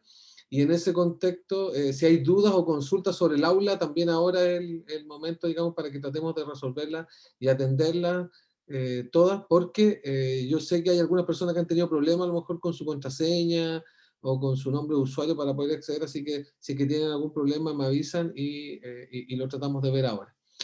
Bueno, el curso está en el aula del IMINEDUC, ¿verdad? www.imineduc.cl. La mayoría de ustedes ingresan con su root y su contraseña, que son los 4 últimos dígitos del root antes del dígito verificador, y si lo cambiaron, usan la contraseña nueva por la cual lo cambiaron. Cuando ustedes ingresan al curso, lo primero que hay que hacer, o que le pedimos que completen, ¿verdad? Es que, bueno, junto con mirar toda la descripción del curso en términos de la introducción del enfoque y los contenidos que se van a revisar, la presentación del curso, ¿verdad? Acá tenemos un par de foros también, que son el foro de novedad y el foro de consultas generales, que son los foros donde nosotros les vamos a ir poniendo notificaciones de las actividades y también ustedes van a poder ir haciendo preguntas generales sobre el desarrollo del curso. Bueno, está aquí toda la información general del curso, pero dos cosas en las cuales me quiero detener específicamente. Primero, en el cronograma. Este curso, en realidad nosotros tenemos un cronograma que establece que el curso partió el 1 de abril, ¿verdad? Y está programado que finalice el 31 de agosto. Por lo tanto, tenemos 4 meses por delante para poder desarrollar este curso, en el cual ustedes van a poder ir cumpliendo y dando cuenta de las distintas actividades que se van proponiendo y revisando los distintos materiales que se van disponiendo ahí. Si ustedes se fijan, ahí en el cronograma está la fecha de inicio y de término de cada módulo. Es importante que tratemos de ajustarnos a esos plazos, a esos tiempos, para no encontrarnos después con que tenemos a lo mejor mucho trabajo, alguna tarea, alguna actividad pendiente. Y los cursos, los módulos, las unidades, tienen dos modalidades. Tienen una modalidad virtual, que es donde ustedes trabajan en el aula de manera autónoma, individual o en forma grupal, dependiendo cómo lo decían y cómo la actividad lo plantee, y sesiones sincrónicas, ¿ya? Esta es la primera sesión sincrónica del curso, y la idea es que en cada unidad van a haber al menos 2 sesiones sincrónicas. Concretamente, en la unidad 1 y en la unidad 2 hay 2 sesiones sincrónicas. La primera es esta de hoy, y cada 15 días vamos a ir teniendo una sesión sincrónica. Por lo tanto, la próxima sincrónica, si no me equivoco, vendría a ser el día 29, no, ya estoy medio perdido con la fecha yo, así que... 23, perdón, eso. Hoy día estamos 9-23, sí, perdón. El 23 es la próxima sesión sincrónica, donde ya van a trabajar por aula con sus tutores. ¿Ya? Con aula, en las próximas sesiones van a estar ustedes con sus compañeros de aula y con su tutor trabajando los temas específicamente, porque la modalidad de esas sesiones es más de taller, ¿verdad? Entonces, en el caso de la unidad 3 y 4, que son un poco más extensas, esas unidades tienen 3 sesiones sincrónicas cada una, y están programadas para ir desarrollándose los días viernes en este horario, más o menos cada 15 días, porque ahí también, dependiendo, hay algunos ajustes en la fecha para poder hacerlo coherente con el calendario escolar y con el calendario también de los festivos y todo eso. Entonces, aquí en la pestaña de información general van a encontrar toda la información del curso, la presentación, la metodología, la evaluación, cómo es la evaluación del curso, el cronograma, y tienen un foro de expectativas donde ustedes podrán plantearnos y dejarnos sus mensajes respecto de qué es lo que esperan de este curso, qué les gustaría aprender, y cuáles son las preguntas, las dudas, que muchas de ellas hoy día ustedes han podido plantear. Y hay un pretest que necesitamos que todos los participantes del curso contesten, y que es una evaluación que entonces mide los conocimientos previos, ¿verdad? Los aprendizajes iniciales con lo que ustedes se incorporan al curso. Estas evaluaciones no tienen ningún fin sumativo, no son calificaciones, solamente son de referencia para poder ir haciendo los ajustes y los enfoques pertinentes después en el desarrollo de las temáticas. Yo he visto que, como ustedes, de hecho se lo estoy compartiendo, ya la mayoría de los 150, 139 personas ya han contestado el test, por lo tanto, invitamos e instamos a quienes no lo hayan hecho a que puedan ingresar y contesten entonces este test inicial, que nos va a ayudar a poder desarrollar el curso de mejor manera, porque así nos enfocamos en los temas que a ustedes después les interese, y vamos atendiendo las dudas y las consultas o los puntos, ¿verdad?, que hemos notado como más deficitarios en ese diagnóstico. Y respecto de la unidad 1, que es lo que quería mostrarles también, que es la unidad que ya está abierta, donde ustedes pueden empezar a trabajar.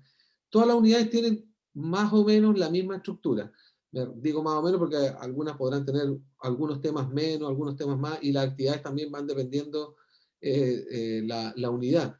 Pero en toda la unidad ustedes se van a encontrar con la siguiente estructura. Primero, una presentación general de la unidad, donde ustedes van a poder revisar qué es lo que van a aprender y van a revisar en esa unidad, cuáles son los objetivos de la unidad, tanto generales como los específicos, y una síntesis de la evaluación, que en el fondo, cuál es la evaluación que corresponde a esa unidad, cuáles son los plazos que tienen para completarla, y cuánto es la ponderación que tiene el trabajo que tienen que entregar en la evaluación final del curso. Eso lo tienen por cada unidad en la pestaña de presentación.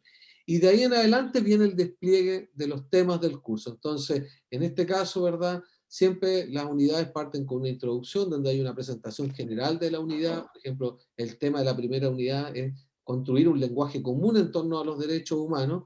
Entonces aquí está la presentación general de la unidad, y de ahí para adelante cada uno de los temas. En los temas ustedes van a encontrar distinto material para poder revisar, como textos, como presentaciones, como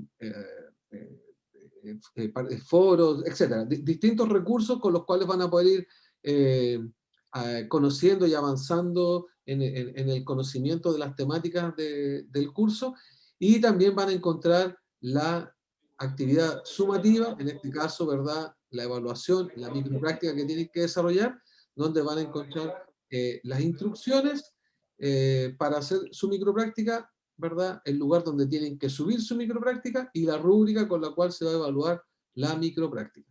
Por lo tanto, pueden ir mirando desde ya también cuál es la actividad evaluativa que tiene esta unidad y ir viéndola y preparándola. Hay, en las unidades también tienen algunos test rápidos, ¿verdad?, que ustedes van a ayudar a ir comprobando si han ido avanzando y comprendiendo en las temáticas que se están planteando, y también una pequeña síntesis de cada uno de los temas al final de cada actividad. No todos los temas tienen actividades evaluativas, por ejemplo, hay algunos temas donde hay un foro para participar, otros temas simplemente tienen cuestionarios de autoevaluación, pero todos estos son los contenidos que a ustedes les van a permitir entender y apropiarse, ¿verdad?, de los conocimientos y de las actividades que están dispuestas para el curso.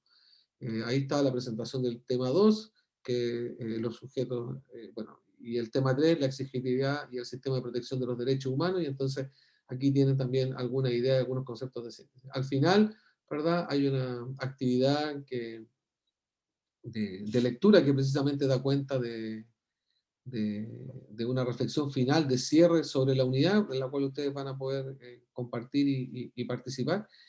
Y todas las unidades tienen más o menos la misma estructura. Ustedes ya tienen abierta la unidad 1, la unidad va a estar abierta hasta fines de mes, ¿verdad? A fines de mes, el 2 de mayo, abrimos la unidad 2 para que empiecen a trabajar en esa unidad. Y bueno, en realidad las unidades no se van cerrando, van quedando abiertas, simplemente a medida que vamos avanzando en el programa, vamos a ir disponibilizando los contenidos. Así que la invitación es que revisen la plataforma, si tienen alguna duda, consulta, se pueden contactar con sus tutores, le pueden escribir y les pueden preguntar sobre las actividades que tienen que completar, sobre los contenidos.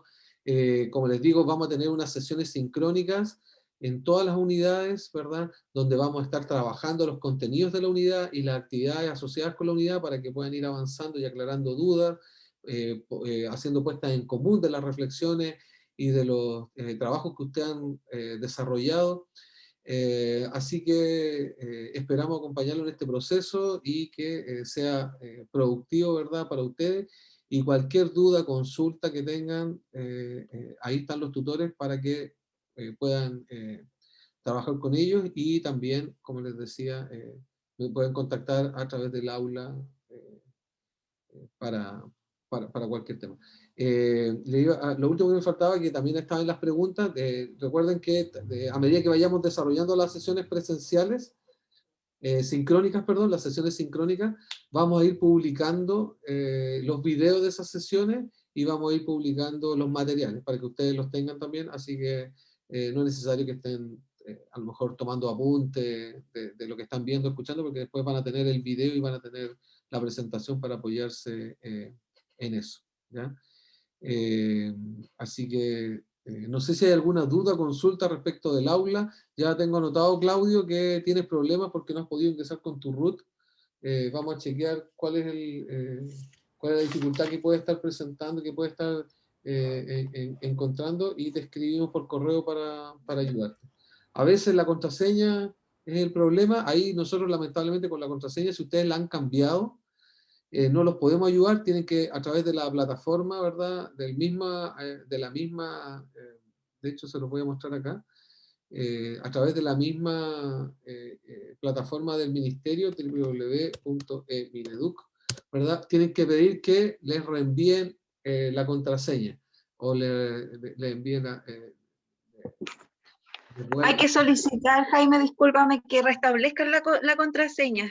Claro, sí. Sí, aquí, por ejemplo, si yo coloco mi root y después no me acepta, ¿verdad?, mi contraseña, el sistema los va a mandar a esta página, y aquí abajo tiene la opción olvidó su nombre de usuario o contraseña, y ahí entonces ustedes le tienen que pedir con su root o con una dirección de correo, ¿verdad?, que les envíen una contraseña.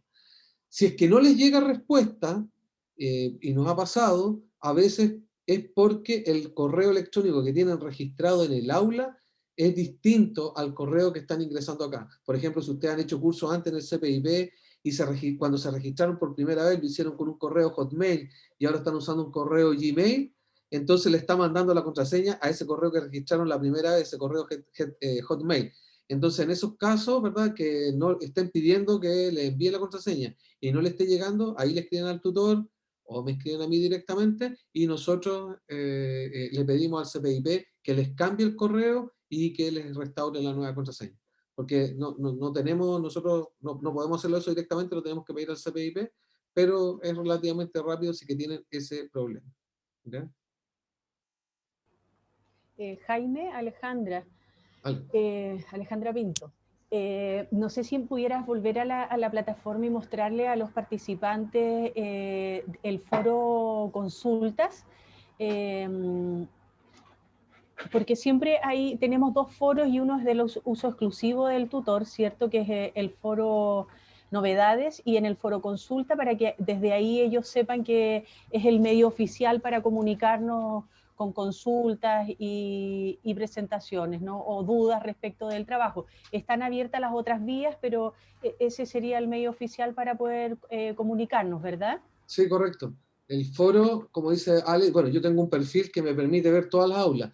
Ustedes van a ver solamente el grupo en el que están participando. Si están en el grupo 1, solamente van a ver los comentarios que hayan en el foro del aula 1, que en este caso no hay ninguna consulta, o Joana sí tenía gente, creo que estaba... No, ¿qué pasó? Bueno, voy a poner todos los participantes, ¿no? Ahí sí, grupo 3, ¿verdad? Por ejemplo, el grupo 3, ustedes van a ver solo las opiniones de su grupo, no ven todas las del aula. Entonces, efectivamente, la idea del foro consulta es que si ustedes tienen alguna duda, alguna consulta sobre los temas, ¿verdad? Y los trabajos, los pueden hacer a través del foro, ¿verdad? El foro novedades solamente lo usa el tutor para ir avisándole, recordándole las sesiones sincrónicas, la entrega de los trabajos y ese tipo de cosas. Y también, importante y no menor, para no olvidarlo, están todos los otros canales de comunicación que ustedes tengan con los tutores. Yo sé que los tutores se han contactado ya con ustedes por correo electrónico, bueno, ahí mismo en la lista de participantes del curso, y esto es lo que yo les decía, todos están todos los participantes, acá en este caso estoy mirando los participantes del aula 3, están con su correo electrónico, el tutor también aparece con su correo electrónico, por lo tanto, si es que no tiene el correo electrónico del tutor, ahí en el aula van a encontrar su correo, le pueden escribir. Esto es lo que yo les decía, ustedes están registrados con este correo, por lo tanto, si es que alguien, ¿verdad?, está usando ahora otro correo, claro, si trata de restaurar su contraseña, se la está mandando a este correo. Entonces, nos tienen que avisar para cambiarle el correo y que le restauren la contraseña. Así que, gracias Ale por reforzar lo del foro de consultas generales, que es como el canal que queremos promover para las dudas y las consultas de los trabajos, porque además ahí todos sus compañeros del aula, cuando son problemas comunes, ven ahí las dudas y las respuestas. Pero si hay algún tema que es más personal, lo hacen directamente también a través de ese canal. Y... don Jaime. Sí, por favor. Disculpe, Javier, de nuevo. Quería hacer una consulta. Mire, ¿existe algún impedimento por temas de registro de propiedad intelectual para poder compartir este material con colegas?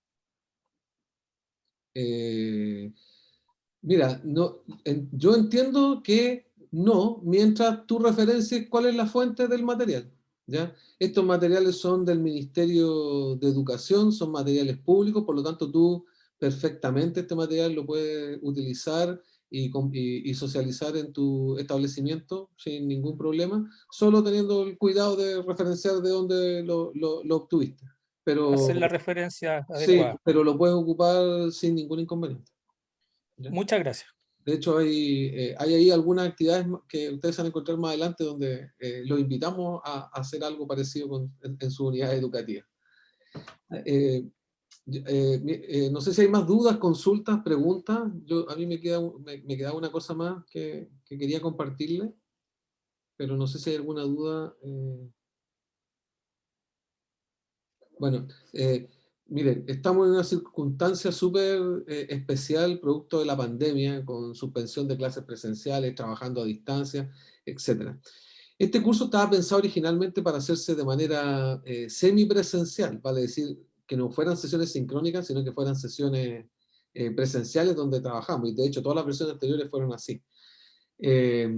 Y este curso, en el espíritu del CPIP, la idea es que si en algún momento, hacia el final del curso, es posible tener alguna sesión presencial, vamos a programar alguna sesión presencial con ustedes y los vamos a invitar a una sesión presencial. Los que no se puedan sumar, igualmente la sesión la vamos a hacer de manera virtual, por lo tanto, como un poco hoy día los colegios que estuvieron trabajando de manera híbrida, vamos a tener, si la pandemia, las circunstancias lo permiten, vamos a tener una sesión presencial y una sesión virtual al mismo tiempo hacia el final del curso, cuando estemos terminando. Eso es lo que hemos visto. Si no, va a ser todo asincrónica. Eso es una cosa. Pero lo otro que les quería plantear y comentar es que ustedes postularon este curso. Postuló mucha gente, hubo que hacer una selección de participantes en función de unos criterios que tiene el CPIP para la participación, y que esos criterios tienen que ver con el sistema de desarrollo profesional docente, con todos los reglamentos, requisitos y normas que establece el sistema de desarrollo profesional docente. Dentro de ellos es que una persona que se inscribe en un curso de formación, ¿verdad? Y después deserta, automáticamente el sistema, eso empieza a correr de este año, ¿verdad? El sistema lo va a bloquear para poder acceder a cursos del CPIP por 2 años. Entonces, nosotros hemos tenido nuestras acciones durante el año pasado, ¿verdad? Profesores que han tenido que desertar porque se contagiaron de COVID o porque tuvieron otro problema de salud o, bueno, distintas circunstancias. Entonces, ustedes van a tener hasta tiempo, hasta si no me equivoco, la segunda unidad del curso, si es que tienen alguna dificultad, algún problema, para renunciar al curso sin que reciban esta sanción. Si después de ese momento ustedes desertan del curso, no lo completan, van a quedar como desertores y van a quedar bloqueados en el sistema. Y esto se los menciono porque ahora la certificación no es como antes, que la institución que ejecutaba la capacitación, ¿verdad?, les enviaba el certificado. Ahora ustedes, para obtener sus certificados, van a tener que entrar al sistema de desarrollo profesional docente, a la misma página donde se inscribieron con sus datos, y de ahí van a ustedes descargar el certificado del curso automáticamente. Entonces, como se ha establecido ya esta automatización del proceso de formación, también después cuando terminemos el curso y enviemos las actas finales con las personas que aprobaron y las personas que desertaron o reprobaron el curso, entonces si ustedes van a estar reprobados, automáticamente el sistema los va a bloquear. Entonces, si alguien tiene problemas durante el curso, ¿verdad?, para cumplir con alguna tarea, con alguna actividad, contáctese con sus tutores. Nosotros tenemos toda la flexibilidad para poder ir a apoyarlo y acompañarlo en este proceso. Y lo mismo que si finalmente la dificultad que tiene es demasiado significativa y no tienen cómo resolverla, bueno, renuncien de manera formal para que no tengan esta sanción.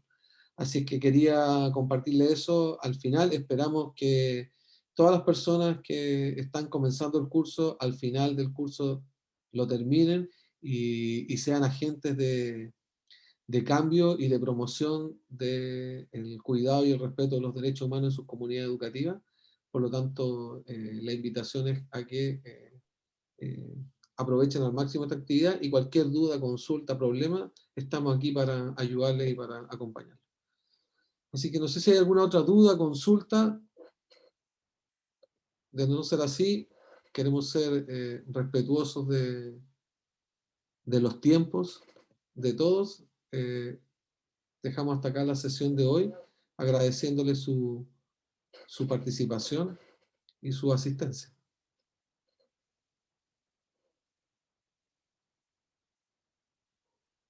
dedito para arriba veo, están ahí poniendo las reacciones, ¿verdad? Muchas gracias. No, gracias a Hasta ustedes. luego. No, hasta luego, que estén muy bien. Gracias, Enrique. Excelente. Muchas gracias. Hasta todos, luego. gracias Éxito a todos. Gracias. Gracias Gracias por sus todo. opiniones. Gracias. Chao, chao. Chao, gracias. No, gracias. Chao, gracias. Chao, gracias. Gracias a Dios. Chao.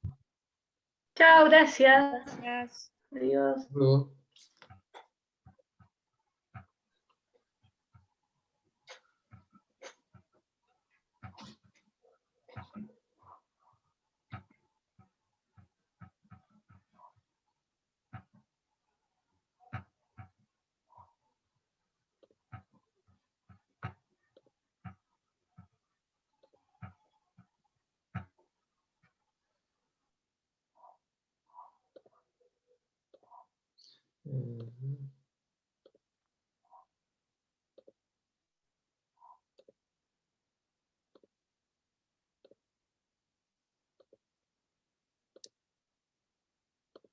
Voy a terminar de... Sacar a la gente. Ah, gente. No, hijo. ¿Qué dijo?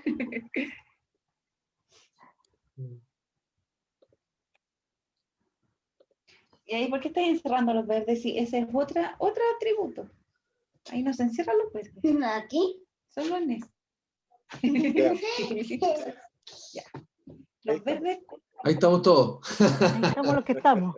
Ahí estamos los que somos, sí, sí, sí. Después vamos a parar un rato, descansa, recreo. ¿Qué percepciones les dejaron esta sesión? Voy a...